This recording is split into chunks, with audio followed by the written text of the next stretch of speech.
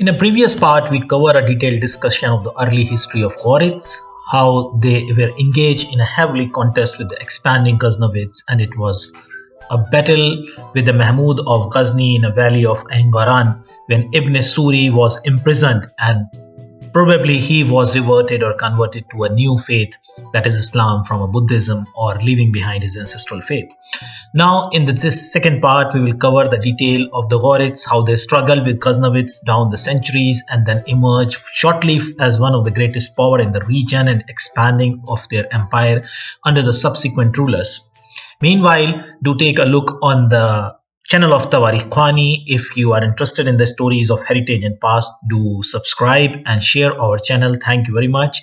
Coming back to our story, by the time of Ibn Suri, that is 1011 Christian era, to Ala Din Al Husayn, 7 small chieftains or the rulers has passed, and finally in 1149, almost 138 years later, Alauddin al-Husayn was able to consolidate the power of the Ghurids.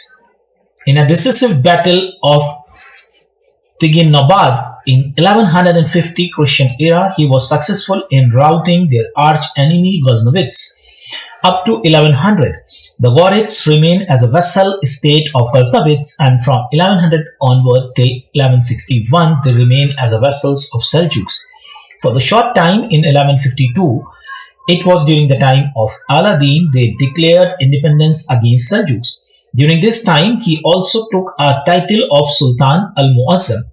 However, again he lost to Ghaznavids and was captured, but later able to reclaim his dominion. In 1161, he passed away, and Ghorid kingdom was succeeded by his son Saif Al Din.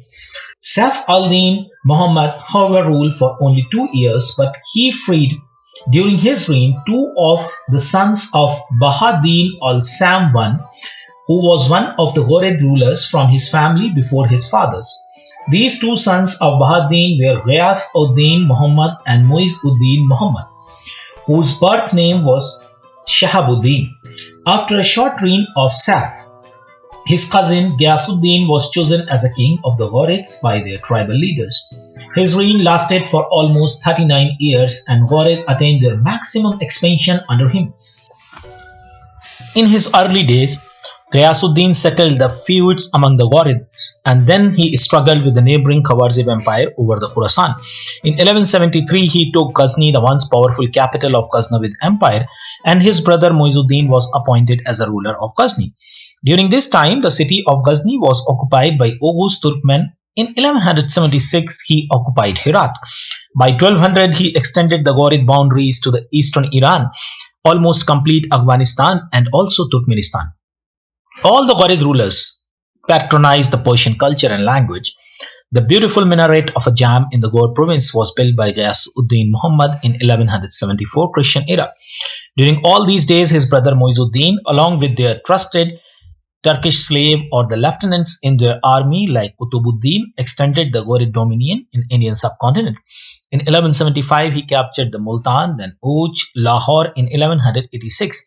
By this time, these were the principalities of dying Ghaznavids, the arch enemy of Ghorids, who subjugated them long before.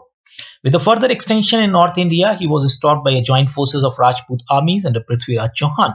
In 1191, the 2 strong armies met at a battle at modern Tarain in present Haryana, and in history it's known as First Battle of Tarain. In this bloody conflict of 2 powerful forces, the Ghorid lost the battle, and Muizuddin gets seriously injured in a skirmishes with the Rajput general Govind Rai, and he fled the battle. Few months have passed, and Muizuddin started preparing for the fresh campaign, learning from his weakness from the first defeat.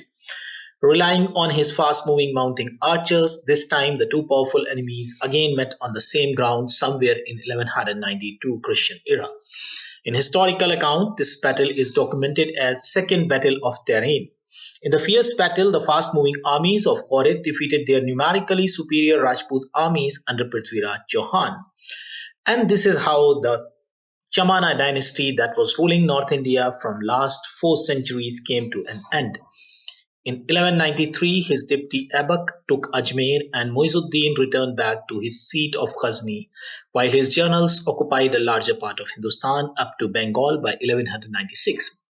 In 1202, Ghiyas Al Muhammad, the Ghorid ruler, passed away at Herat, and in the moment of unrest, Muizuddin, the next powerful man and a brother of a king, reached to Ghor from India. But the rule of Muizuddin Muhammad Ghori was short-lived. In first 2 years, he struggled with Khawarizm Empire and barely escaped a deadly defeat due to an alliance from Kara Khaganate. In 1204, he has to leave the Ghor due to a revolt that took place in Punjab. In 1206, while he was returned back from India, he was attacked by an unknown person on 15th March while he was offering his evening prayers. Muhammad of Ghor didn't have any offsprings and his empire was divided among his Turkish slaves. At that time, Qutbuddin Aibak became the ruler of Delhi in 1206, establishing the Sultanate of Delhi. Shortly, Nasiruddin Kabacha became a ruler of Multan in 1210. Tajuddin Yildiz became a ruler of Ghazni. Ikhyar Uddin Muhammad bin Bakhtiyar Khilji becoming a ruler in the parts of Bengal.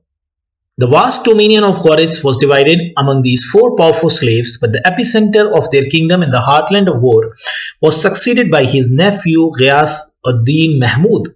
His reign was quite short and turbulent. He was assassinated in 1212 Christian era. He was succeeded by his son Bahauddin Sam III, who was again dethroned in a year. In a sequence, next two more weak sultans came to the throne of Ghor as vassals of Khawarizm, and in this way the house of Ghor ended shortly in 1215. But it laid the foundation of the Sultanate dynasty in India. The Ghorids and their legacy played a pivotal role in bringing the Persian influence in India. Both Iranian architecture and language was transfused, and a confluence with the Indian elements under the Sultanate dynasty took place.